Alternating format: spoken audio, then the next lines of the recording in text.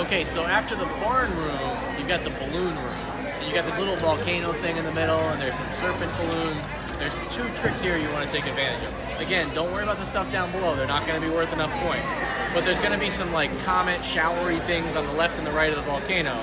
If you get all of those in succession, then you get a big like, bunch of balloons that pop out at higher values.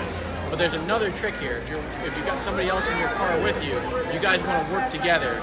If at roughly the same time you guys both get all of your comet, shower, balloons on the left hand and right hand side of the volcanoes, instead of those balloons being worth 500 that pop out, now they'll all be worth 2,000.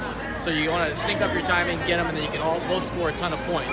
At the same time, those balloons in the middle, the serpent balloons at the volcano, if you get those in succession, you got to clear them out like 2 or 3 times, the volcano will erupt with a bunch of 1,000 and 2,000 value balloons, higher value balloons coming out of the volcano.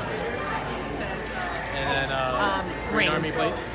Plates. Yep. So plates. Yeah, the 2 that you want to get the first on both sides with your partner. The first 2,000 plates that pop up in the back. Simultaneously get those, and then 2,000 plates are just going to keep for the remainder.